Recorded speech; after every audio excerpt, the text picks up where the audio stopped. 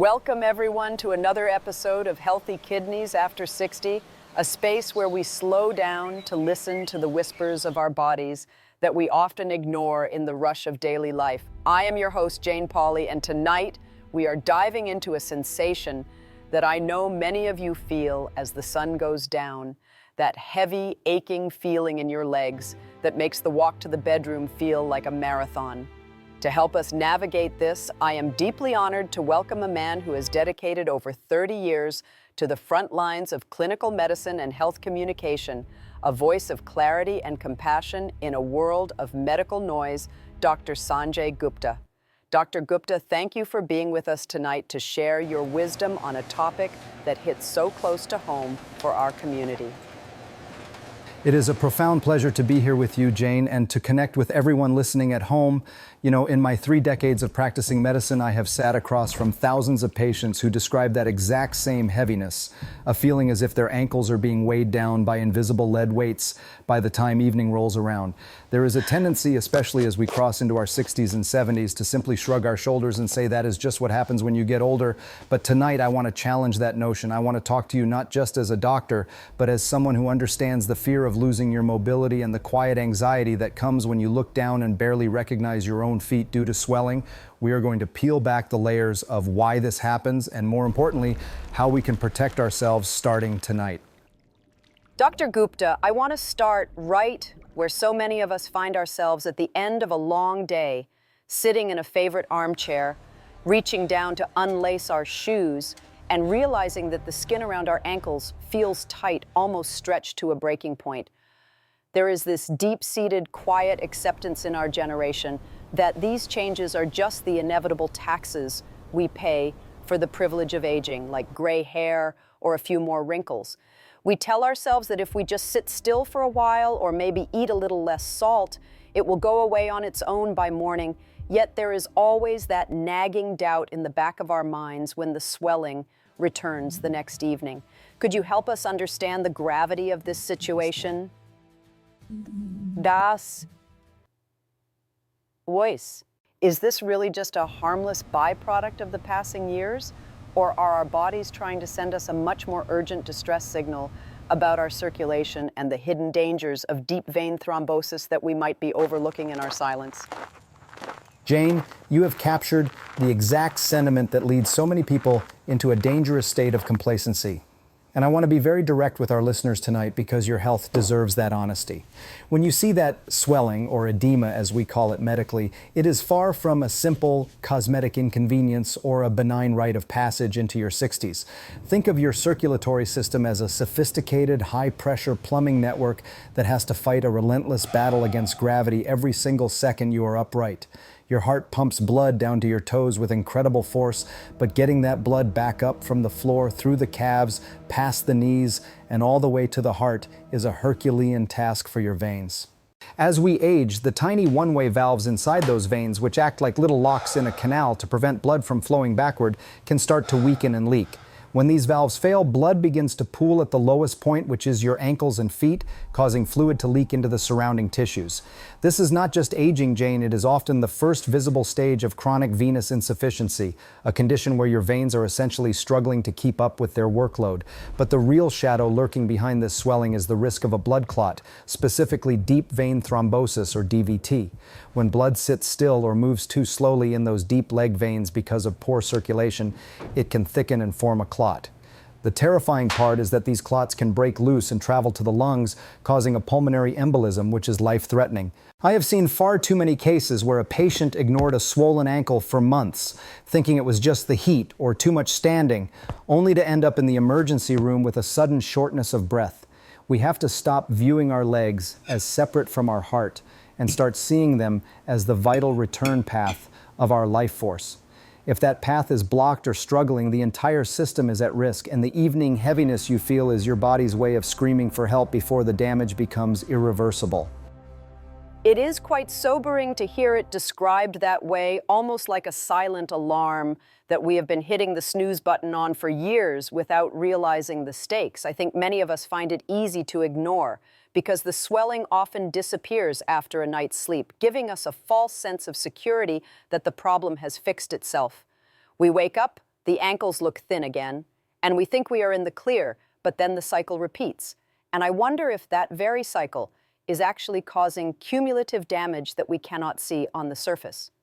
How do we distinguish between a temporary puffiness from a salty meal and this deeper, more systemic failure of our veins that you are describing? And why is it that the nighttime seems to be the peak of this struggle for our bodies?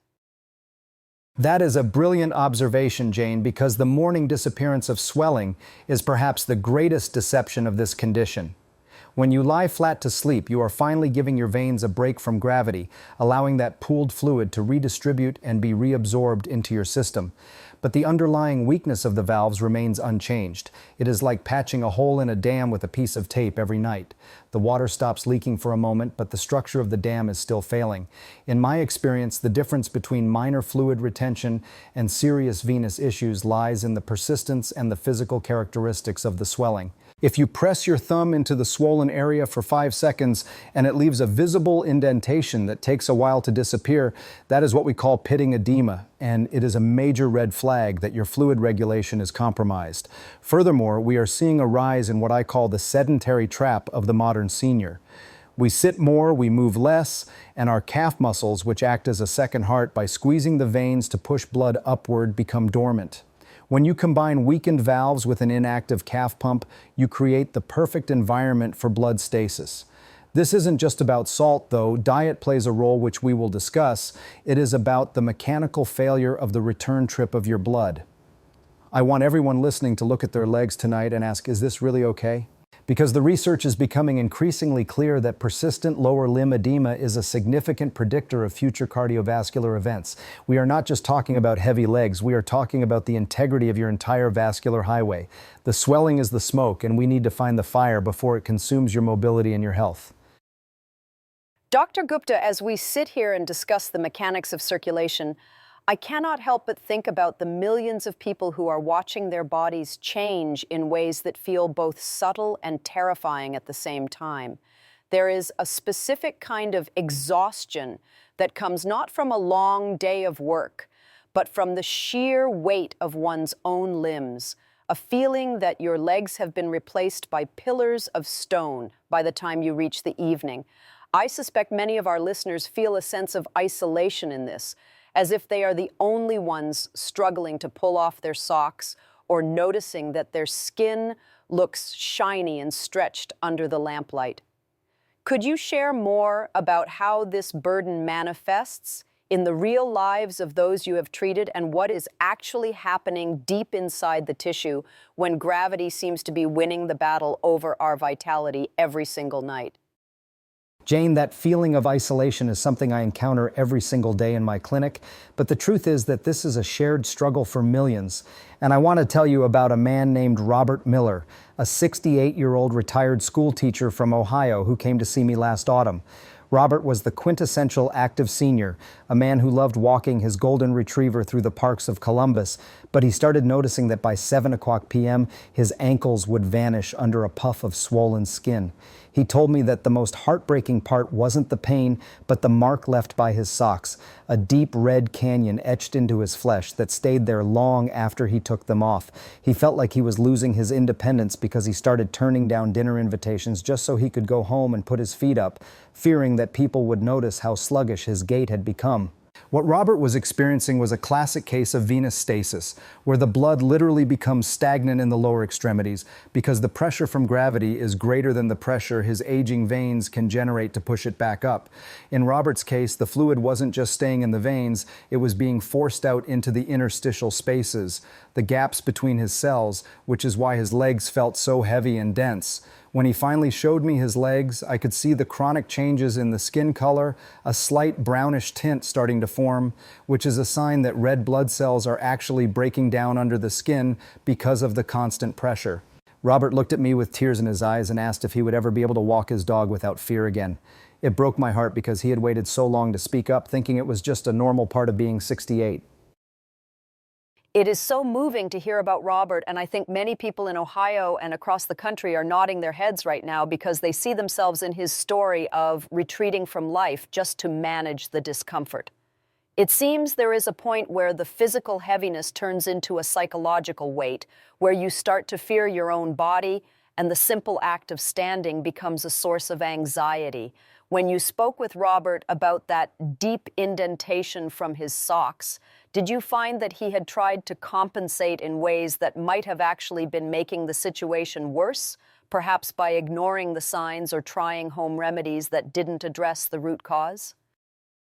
You hit on a very critical point, Jane, because Robert, like so many others, tried to self-medicate by simply drinking less water and sitting in his recliner for hours on end, thinking that if he didn't put pressure on his feet, the swelling would stop. But in reality, by sitting still in that recliner with his legs bent at the hip, he was actually kinking the garden hose, so to speak, making it even harder for the blood to return to his heart. He was trapped in a cycle where his lack of movement led to more swelling, and the more he swelled, the less he wanted to move, which only weakened his calf muscles further. I had to explain to him that his calf muscles are his peripheral heart, and without their rhythmic contraction, the blood has no engine to drive it upward against the relentless pull of gravity that exists even when we are resting. We spent a long time talking about the hidden dangers of that stagnation, because when blood sits still like that in the deep veins of the leg, it starts to thicken, and that is exactly how a DVT or deep vein thrombosis begins to form. Robert had no idea that his heavy legs were actually a warning sign that his entire circulatory system was under immense stress, and he was shocked to learn that his evening ritual of sitting still was perhaps the most dangerous thing he could do. This is the reality for so many seniors who think they are being careful by resting, but they are actually allowing the fluid to pool and the risk to multiply in the silence of their own living rooms. It sounds like a terrifying paradox, where the very rest we crave after a long day becomes a hidden enemy if we don't understand how our bodies work. The image of the kinked garden hose is something that will stay with me, and I imagine it stays with Robert too as he navigates his recovery. If we are sitting there tonight, feeling that heaviness and seeing those indentations, how do we begin to bridge the gap between that physical reality and the medical necessity of movement without feeling overwhelmed by the fear of what is happening inside our veins? The first step is acknowledging that the heaviness is a message, not a sentence. And for Robert, that meant changing his relationship with his own body from one of resentment to one of active care. I told him that we weren't just fighting swelling, we were restoring a vital flow that had been interrupted by years of habit and the natural wear of time.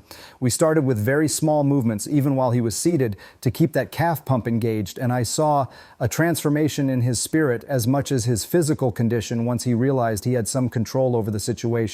But we must be vigilant, because the transition from simple swelling to a blood clot can happen quietly, often with no symptoms other than that persistent heaviness that people like Robert try so hard to ignore. It is a journey of reclaiming your movement one step at a time, and it starts with the courage to admit that those marks on your ankles are telling a story that needs a professional ear. Dr. Gupta, one of the most common pieces of advice we hear when we notice any kind of puffiness is to simply cut out the salt shaker, to eat bland food and hope the water goes away.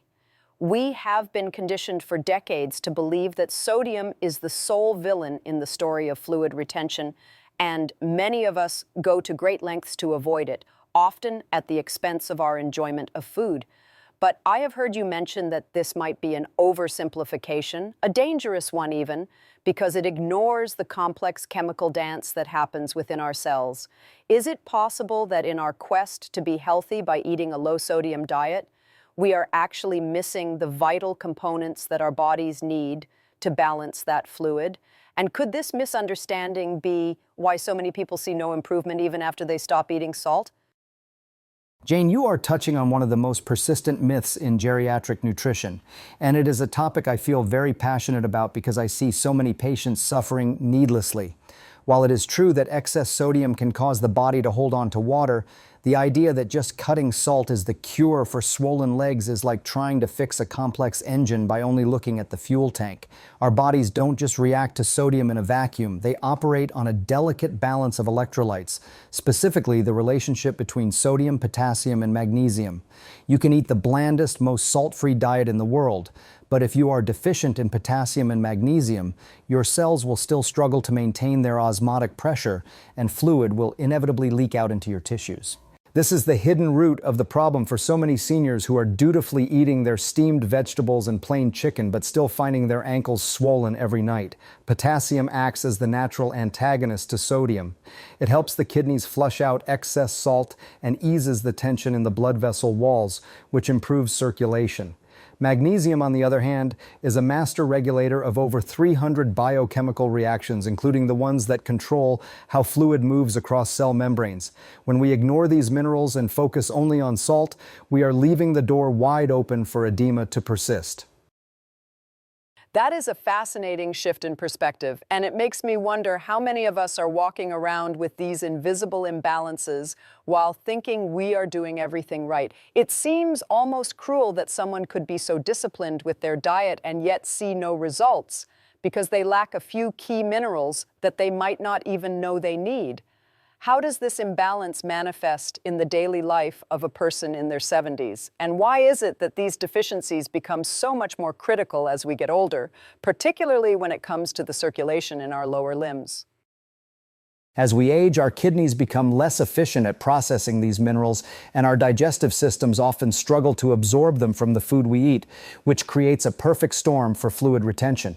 I often see patients who are on diuretics for their blood pressure, which can further deplete their levels of potassium and magnesium, creating a vicious cycle where the medication meant to help the swelling actually exacerbates the mineral imbalance causing it. When your potassium levels drop, your body loses its ability to signal the kidneys to release water, and the fluid just sits there, heavy and stubborn in your legs. Magnesium deficiency is even more insidious because it leads to a subtle tightening of the blood vessels, making it harder for blood to flow smoothly and increasing the pressure within the veins. I remember a woman who was so frustrated because she had given up all her favorite foods to lower her salt intake, yet her legs felt like they were made of lead every evening. We discovered she was severely low in magnesium, and once we addressed that through proper whole foods and targeted supplementation, the unexplained swelling began to dissipate. It wasn't about what she took away from her plate, it was about what was missing. We have to stop viewing nutrition as a list of things to avoid and start seeing it as a strategy to provide the tools our veins need to stay elastic and efficient. It sounds like we need to be much more intentional about the diversity of our diet rather than just its restrictions, especially when it comes to the minerals that support our vascular health. If we are looking at our dinner plates tonight, what are the signs that we might be falling into this trap of mineral imbalance? And how can we start to restore that harmony without feeling like we are turning our lives upside down with complicated nutritional rules? It starts with moving away from processed, low-sodium foods, which are often stripped of their natural minerals, and returning to whole, earth-grown sources like leafy greens, avocados, and nuts, which are rich in both potassium and magnesium. You have to understand that your body is a dynamic system that is constantly trying to find its way back to equilibrium, and by giving it the right elemental support, you are essentially greasing the wheels of your circulatory system. I tell my patients to think of potassium as the pump and magnesium as the lubricant. Without both, the machine of your body will eventually grind to a halt, and the first place you will see that failure is in the furthest reaches of your limbs. It is a simple shift in mindset, but for many, it is the difference between a life spent with feet up on a stool and a life spent walking with ease and confidence. We must nourish the veins, not just starve the salt. Dr. Gupta, it is heart-wrenching to think about how many people are trying their absolute best, following every piece of conventional wisdom they have ever heard, yet they still wake up or go to bed with that heavy, swollen feeling in their legs. We often believe that if we live a clean life, if we eat our vegetables and keep our weight down, we should be immune to these kinds of vascular issues. But as you have hinted, there are subtle habits, things we do every single day without a second thought, that can undermine even the most perfect diet. I am curious about those who seem to be doing everything right on the surface but are still suffering. Those people who are caught in a cycle of frustration because they don't know what they are doing wrong. What are the common pitfalls that even the most health-conscious seniors are falling into, especially when it comes to their evening routines? Jane, this brings to mind the story of Margaret Johnson, a 74-year-old woman from Florida whom I met a few years ago. Margaret was a beacon of health in her community. She did water aerobics, she ate a strictly organic, low-salt diet, and she never missed a checkup. Yet, she came to me in a state of near despair because her legs were so swollen that she could no longer fit into her favorite walking shoes. She felt like a failure, like her body was betraying her despite her devotion to health. When we looked closer at her life, we found that Margaret was making several critical mistakes that are incredibly common among seniors. First, she spent her evenings sitting perfectly still for hours reading or knitting, which she thought was resting, but she was actually allowing gravity to pool fluid in her lower legs with no muscle contraction to push it back up. More dangerously, she was unknowingly ignoring what I call the nighttime ritual of circulation. She would drink a large glass of herbal tea right before bed to help her sleep, which sounds healthy, but it was flooding her system with fluid at exactly the time when her circulation was at its most sluggish. But the most significant issue was that Margaret was only treating the symptom, not the cause. She would rub lotions on her legs or take an extra ginger supplement, but she was ignoring the structural health of her veins and the way she positioned her body. She was actually at the brink of a DVT because the blood in her lower legs was so stagnant that it was beginning to sludge. It is startling to realize that even someone as proactive as Margaret could be so close to a medical emergency like DVT without even knowing it. It seems that our common sense about rest and hydration might actually be working against us when we reach a certain age, creating a hidden danger in the very activities we think are restorative. When you explained these mistakes to Margaret, was it difficult for her to accept that her healthy habits were actually part of the problem? And how did she react to the idea that her evening tea or her quiet reading time was contributing to the heaviness in her legs? It was a shock to her, Jane. She looked at me with total disbelief when I told her that her healthy nighttime tea was like adding water to a bucket that was already overflowing. Many people think that hydration is always good, but the timing is everything, especially when your kidneys and veins are not as resilient as they once were. I had to explain to Margaret that for a person over 70, the body processes fluid much more slowly, and by drinking late at night, she was ensuring that the fluid would have nowhere to go but down into her ankles while she slept. We also talked about her stillness. Margaret thought that because she was active during the day, she could be completely sedentary in the evening, but the veins don't work on a 9-to-5 schedule. They need constant assistance. I told her that every 30 minutes she spent reading, she needed to do 10 simple ankle pumps to keep the blood moving. It was a complete shift in her understanding of what rest looks like. She realized that she had been treating her body like a machine that she could just turn off at night, when in reality it is a living river that must always be kept flowing to prevent the stagnation that leads to clots. It sounds like Margaret's story is a wake-up call for all of us to re-examine our healthy routines with a more critical eye, particularly as the sun goes down. It is about moving from a passive form of health to an active, rhythmic engagement with our circulation, even when we are relaxing. For those listening who might be like Margaret, feeling frustrated and confused by their own bodies, what is the most important first step in breaking these invisible habits that are keeping our legs heavy and our health at risk? The most important step is to recognize that your evening habits have a profound impact on your morning reality. For Margaret, the change began when she started front-loading her hydration in the morning and afternoon and stopped all fluids 2 hours before bed. She also began a twilight movement routine where she would gently walk around her living room every time a commercial came on or a chapter ended. These weren't massive changes, but they were targeted. Within 2 weeks, the stone legs she had lived with for years started to feel lighter. She told me she felt like she had been given a new pair of legs. But more importantly, we moved her out of the danger zone for a DVT. We stopped the sludge from forming. That is the power of correcting these small, everyday mistakes. It isn't just about comfort, it is about survival and maintaining the freedom to move through your golden years without the shadow of a blood clot hanging over you. Dr. Gupta, there is something so powerful about hearing how a person's life can be transformed by such small, intentional changes, and it gives so much hope to those who feel stuck in a cycle of chronic discomfort. We often hear about medical breakthroughs in laboratories, but some of the most profound cures happen right in the home, through the adoption of simple, science-based rituals that reactivate the body's own healing mechanisms. I know you have seen cases where the results were almost immediate, where a patient went from constant swelling to clear, light limbs in a matter of weeks. Could you tell us about one of those moments that stands out to you, a story that illustrates the incredible resilience of the human circulatory system when it is given the right stimulus at the right time?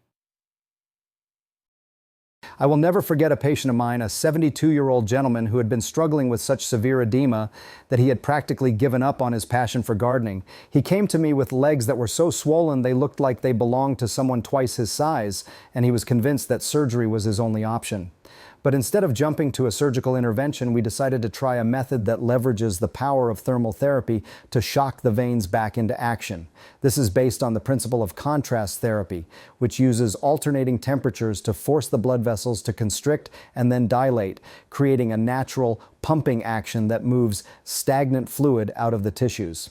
I had him perform a simple ritual every night before bed, 3 minutes of warm water on his legs, followed by 30 seconds of cold water, repeated 3 times. This wasn't just about the temperature, it was about stimulating the smooth muscles in his vein walls that had become lazy and non-responsive over the years. Within just 10 days, he called my office in tears because for the first time in 5 years, he could see the bones in his ankles again. He felt a lightness that he thought was gone forever. That is absolutely remarkable to think that something as simple as water temperature could act as a catalyst for such a dramatic physical change. It sounds like you were essentially teaching his veins how to work again, reminding them of their job through a kind of physical therapy that he could do in his own shower. Was he skeptical at first when you suggested such a low-tech solution for what felt like a high-stakes medical problem, and how did that success change his outlook on his own aging process? Oh, he was incredibly skeptical, Jane. He looked at me as if I were suggesting a magic trick rather than a medical treatment. He had been to see specialists who talked about lasers and compression stockings, so the idea of warm and cold water seemed almost too simple to be effective.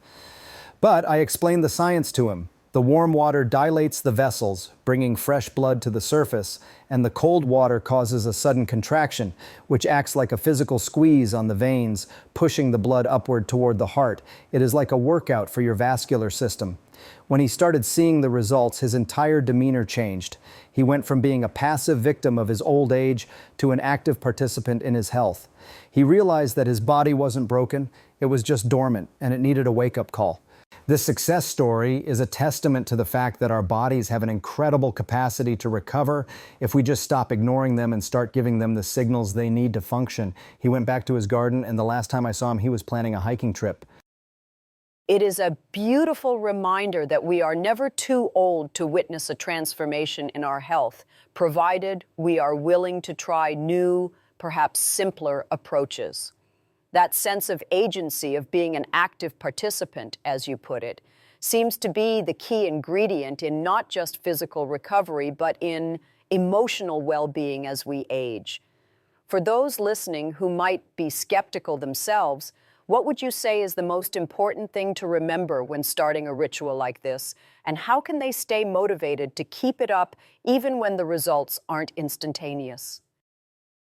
I tell everyone that consistency is the language the body understands best. You can't expect 30 years of stagnation to disappear in one night, but if you show up for your veins every single evening, they will start to show up for you. The motivation comes from that first morning when you wake up and your legs don't feel like they are made of lead, or that first evening when you can still comfortably wear your shoes.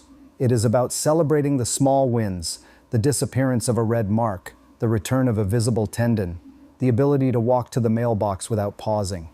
We have to stop looking for a magic pill and start looking for the magic ritual that integrates into our lives and supports our biology. This patient didn't just get his ankles back, he got his life back. And that is a possibility that is open to almost everyone if they are willing to take that first cold splash of water and believe in their own resilience.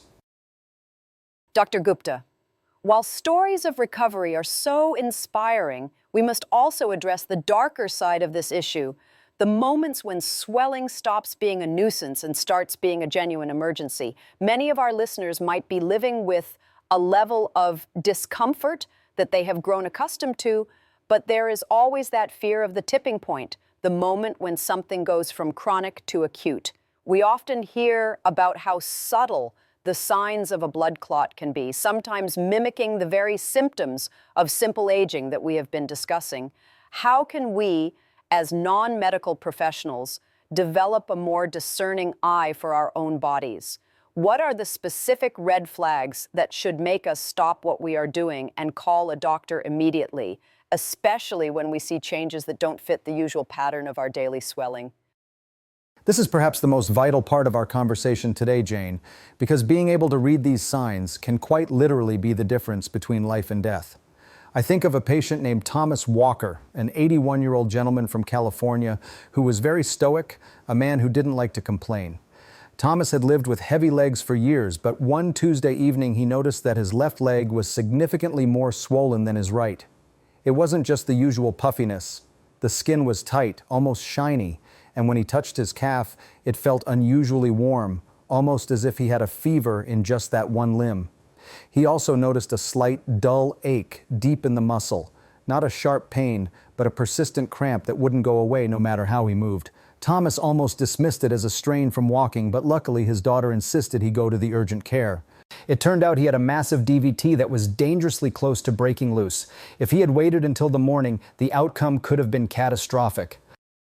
It is terrifying how easily Thomas could have mistaken that for a simple muscle cramp, especially since he was already used to his legs feeling off most of the time. It seems the asymmetry was the key there, the fact that one leg was acting differently than the other, which is something many of us might not think to look for when we are just feeling generally sluggish. Besides that warmth and the one-sided swelling, are there other, even more subtle signs that the body is in crisis? And why is it that these symptoms can sometimes feel so mild, even when the danger is so high? You are absolutely right, Jane. Asymmetry is the number one warning sign. If one leg is noticeably larger, redder, or warmer than the other, that is never just aging. But there are even more subtle clues. For Thomas, he also noticed that the skin on his lower leg had a faint bluish or purplish tint that wasn't there before, a sign of oxygen-depleted blood being trapped. Another red flag is what we call exquisite tenderness along the line of a vein. If it hurts to simply touch the back of your knee or your inner thigh, that is a major cause for concern. The reason these signs feel mild is that a clot doesn't always completely block the vein at first. It might just be a partial obstruction that is causing a slow backup of pressure. This is why people wait thinking it will pass, but a DVT is a ticking time bomb. I also tell patients to watch for sudden, unexplained shortness of breath or a fast heartbeat, even if their leg doesn't hurt that much, because that can be the first sign that a piece of the clot has already moved to the lungs. That is a chilling thought, that the first sign of a leg problem could be felt in the chest or the heart. It really emphasizes your point that the circulatory system is one continuous loop, and a problem in the furthest reaches can have immediate consequences for our most vital organs. For someone like Thomas, or anyone listening who might be noticing a bit of warmth or a slight color change tonight, what is the protocol? Is it a matter of wait and see for an hour, or is this a situation where every minute counts in preventing a more serious complication? In this situation, there is no wait and see. If you experience one-sided swelling, warmth, or localized pain in the calf or thigh, you must seek medical attention immediately. I told Thomas later that his daughter's insistence saved his life. When it comes to a DVT, we are racing against the clock to stabilize the clot with blood thinners before it can migrate. I don't want to scare people, but I want to empower them with the knowledge that their intuition is often right. If something feels different than the usual swelling, it probably is. We must move away from the brave mentality of suffering in silence and toward a vigilant mentality where we protect our health with the same ferocity we protect our families. Thomas is back to his old self now, but he is a much more observant man, and he knows that his legs are the sentinels of his overall health. Listen to them and don't ever apologize for taking a minor symptom seriously. Dr. Gupta, we have spent a lot of time talking about what we should be doing, but I think it is equally important to talk about the things we are doing under the guise of health that might actually be sabotaging our progress. We live in an era where we are constantly told to drink more water, to try every herbal tea for its antioxidant properties, and to stay hydrated at all costs. For many seniors, this has led to a habit of keeping a water bottle or a mug of tea nearby at all times, including late into the evening. It feels like such a virtuous habit, yet I have heard you caution that this hydration obsession can backfire. especially as we get older and our body's ability to manage large volumes of fluid changes. How can something as seemingly innocent as a cup of herbal tea before bed actually be a major contributor to the very leg swelling we are trying to avoid? Jane, it is one of those healthy habits that can become a hidden burden for the aging body. The mantra of 8 glasses a day or constant hydration is often applied without considering the timing and the physiological changes that occur after 60. As we age, our kidneys don't process fluid as quickly as they once did, and our bladder capacity often diminishes. When you drink a large amount of water or tea late in the evening, you are essentially loading your system with fluid at a time when your metabolic rate is slowing down and you're about to lie horizontal for several hours. Without the help of gravity and movement to circulate that fluid, it has a tendency to pool in the tissues of the lower body. For many of my patients, that relaxing cup of chamomile or green tea at 9 o'clock p.m. is the direct cause of the heavy, swollen ankles they wake up with or struggle with in the middle of the night. It is not that the tea is bad, it is that the timing is working against your body's natural rhythm of fluid elimination. It is such a counterintuitive idea that being too healthy with our water intake could lead to a physical problem like edema. I think for many people, the evening is the only time they truly feel they can sit down and enjoy a warm drink, making it a difficult habit to break. Is it purely about the volume of the liquid? Or is there something about the types of drinks we choose, like certain herbal teas or even healthy fruit juices, that might be making the fluid retention worse by affecting our electrolyte balance or our kidney function late at night? It is a combination of both, Jane. While volume is the primary culprit, the composition of the drink matters significantly. Some herbal teas have a mild diuretic effect, which sounds like it would help with swelling, but what it actually does is trigger the kidneys to flush out water while often leaving behind the very solutes and salts that cause fluid to be pulled into the tissues later. Furthermore, many healthy juices are high in natural sugars, which can cause a spike in insulin that tells the kidneys to hold on to more sodium, which in turn holds on to more water. I often see patients who think they are doing a kidney flush with specialized teas, but they are actually just stressing their system at a time when it needs to be winding down. The goal should be to front load your hydration. Drink 70% of your daily water before 4 o'clock p.m. This gives your body ample time to process and eliminate the fluid while you are still upright and moving. By the time you reach the evening, your intake should be minimal, just enough to stay comfortable, allowing your veins and kidneys to rest rather than struggle with an evening flood. This shift in timing seems so logical when you explain it, yet it is so different from the way many of us live our lives. It is about aligning our habits with the reality of our biological clock, recognizing that our bodies have different needs at 8 a.m. than they do at 8 p.m. For those who find it hard to give up that evening ritual, what are some ways they can still feel that sense of comfort without overloading their system? And how long does it typically take for the body to adjust to this new hydration schedule and show improvements in the legs? I always suggest transitioning to sips, not gulps, in the evening if you truly need that sense of comfort. Instead of a full mug of tea, try a small 4-ounce cup and try to have it earlier, perhaps right after dinner rather than right before bed. Most of my patients see a noticeable difference in the tightness of their skin within just 3 to 5 days of shifting their hydration to the earlier part of the day. It is one of the fastest ways to see a reduction in evening edema. You will also find that you are waking up less frequently during the night, which improves your sleep quality and, by extension, your overall vascular health. It is a win-win, but it requires the discipline to stop the virtuous habit of constant drinking and start listening to what your body can actually handle. Your legs will thank you every morning for the rest you give them at night. Dr. Gupta, we have talked about the big shifts in diet and hydration, but I want to dive into the small, almost invisible habits that we carry with us throughout the day, the ones that seem so insignificant that we don't even realize they are affecting our health. I am thinking of things like how we sit, how we position our legs when we watch television, or even the way we sleep. We often fall into these patterns out of comfort or simple habit, but as you have pointed out, they can have a profound impact on the plumbing of our legs.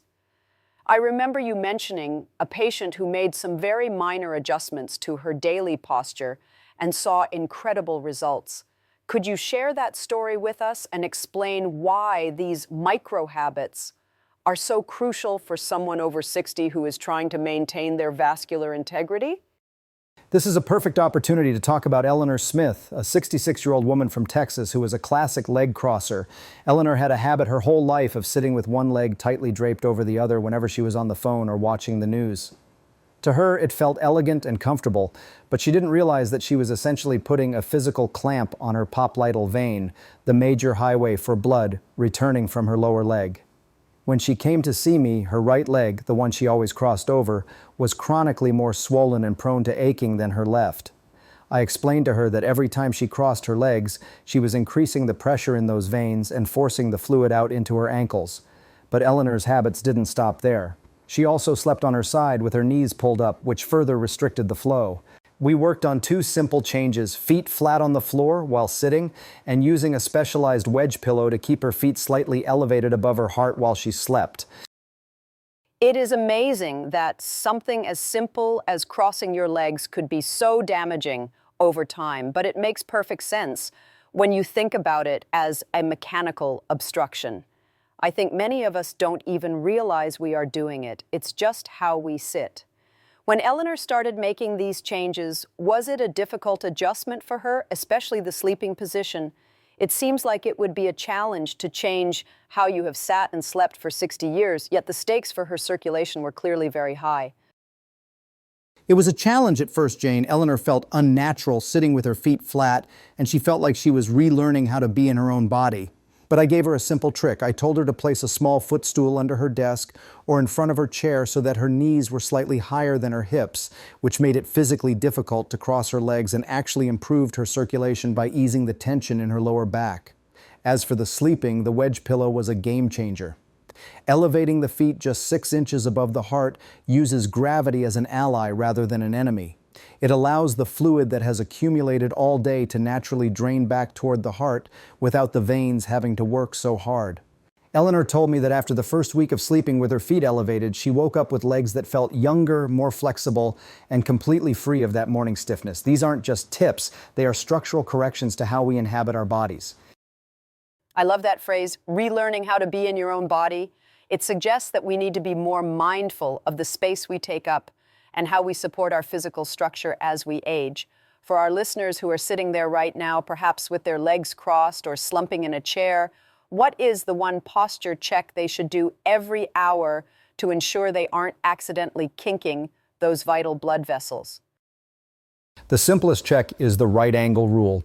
Try to keep your hips, knees, and ankles at roughly 90-degree angles when you are seated, with your feet flat and supported. If you feel the urge to cross your legs, that is often a sign that your muscles are tired. So instead of crossing them, stand up and walk for 60 seconds. For Eleanor, these small changes meant she didn't need the heavy-duty compression stockings she had been dreading.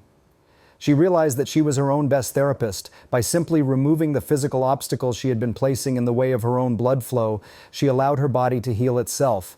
We have to stop sabotaging our circulation with our habits and start supporting it with our posture. It is a small price to pay for the ability to keep moving freely well into our 80s and beyond. Dr. Gupta, as we move toward the conclusion of this deeply enlightening conversation, I want to talk about the gold standard of care for those who are doing the work, the posture, the hydration, the movement, but who still feel they need that extra layer of support. We often hear about supplements and herbal extracts, and it can be overwhelming to distinguish between what is just marketing and what is actually backed by rigorous clinical research. You have mentioned a few specific natural compounds that have shown remarkable promise in strengthening the veins and reducing the symptoms of chronic swelling.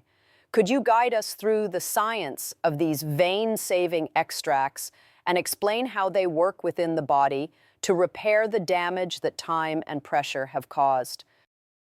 It is so important to ground this part of the discussion in science, Jane, because there is a lot of misinformation out there.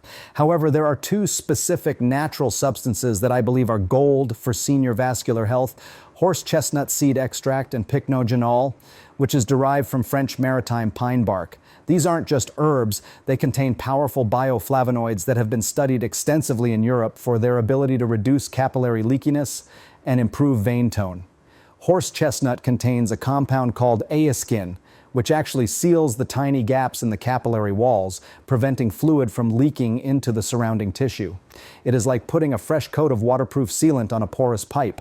Pycnogenol works by improving the elasticity of the blood vessels and acting as a potent anti-inflammatory, which is crucial because chronic swelling often leads to a low-grade inflammation that further damages the veins. When used correctly, these can be incredible tools for maintaining leg health. It sounds like these extracts provide a kind of internal support system, reinforcing the work that we are doing on the outside with our habits.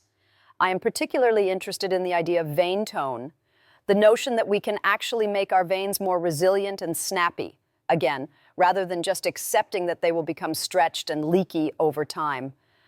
How should someone approach these supplements, and is there a specific time of day or a way to take them that maximizes their effectiveness for someone who is specifically struggling with evening and nighttime swelling? The timing is indeed crucial, Jane. For many of my patients, I recommend taking these supports in the late afternoon or early evening, about 2 to 3 hours before the typical onset of their swelling. This allows the active compounds to reach peak levels in the bloodstream just as the gravity battle is reaching its most intense phase. But I must emphasize that these should be used as part of a holistic plan, not as a replacement for movement and proper hydration. I always tell my patients to look for standardized extracts to ensure they are getting the therapeutic dose that was used in the clinical trials. When you strengthen the integrity of the vessel wall from the inside out, you are giving your body a much better chance of resisting the pressure that leads to edema. I have seen patients who, after a few months of consistent use alongside the other habits we've discussed, found that their heavy leg days became much rarer and their skin lost that tight, uncomfortable feeling. It is about building a fortress around your vascular health.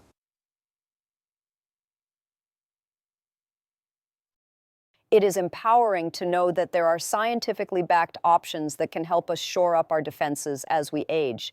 It feels like we are creating a comprehensive toolkit for our listeners tonight, one that combines ancient wisdom with modern clinical insights.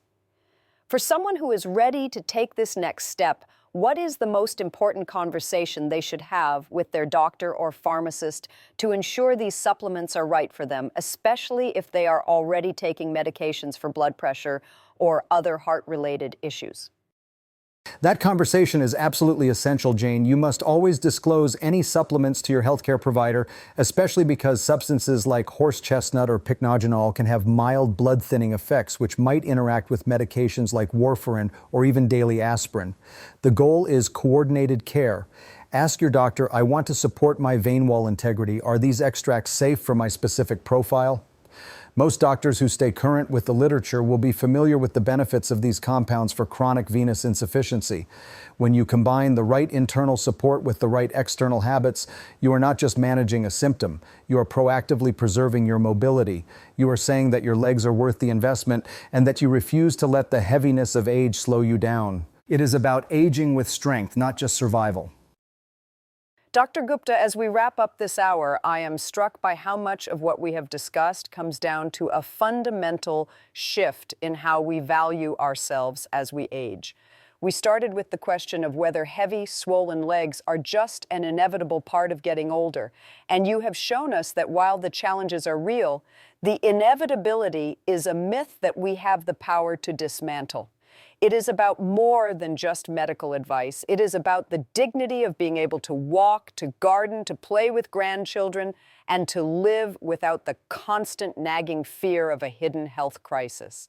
As we say goodbye tonight, what is the core message you want to leave with every person who is looking down at their tired feet right now, feeling a bit overwhelmed, but perhaps also a bit more hopeful than they were an hour ago? Jane, my message is simple. Your body has a remarkable memory for health, and it is never too late to remind it how to heal. I want everyone listening to understand that those swollen ankles are not a sign of failure, and they are not a reason to retreat from the world. They are a call to action, a gentle nudge from your system, asking for a little more care, a little more movement, and a little more understanding. We have talked about the science, the salts, the veins, and the dangerous clots, but at the heart of it all is your life, your beautiful, hard-earned life that deserves to be lived in comfort. Don't let the heaviness steal your joy. Start tonight with one small change. Maybe it is the warm, cold splash in the shower, or maybe it is just putting your feet up on a pillow, and know that every small step is a victory for your future self. It has been a true honor to share this space with you, Jane, and with everyone at home. Thank you for listening to your body and for taking these steps toward a healthier, lighter tomorrow. Thank you so much, Dr. Gupta. Your wisdom and your compassion have been a true gift to us tonight, turning what could be a frightening topic into a roadmap for hope and vitality. I feel lighter just listening to you, and I know our audience does as well. For everyone at home, remember that your health is a journey, and you don't have to walk it alone. We are here every week to bring you the voices and the insights that help you take charge of your well-being after 60. If today's episode touched you or gave you that aha moment you've been looking for, please consider subscribing to our channel, Healthy Kidneys After 60, and sharing this podcast with someone you love who might be struggling in silence with their own stone legs. Together, we can turn the tide on these quiet struggles and keep the river of our health flowing strong for years to come. Thank you for being part of our community, and from all of us here, we wish you a night of deep rest and a morning of light, easy steps. Good night, everyone. Good night, Jane. It was a pleasure. Stay active, stay hydrated, and most importantly, stay hopeful. Your best days are still ahead of you.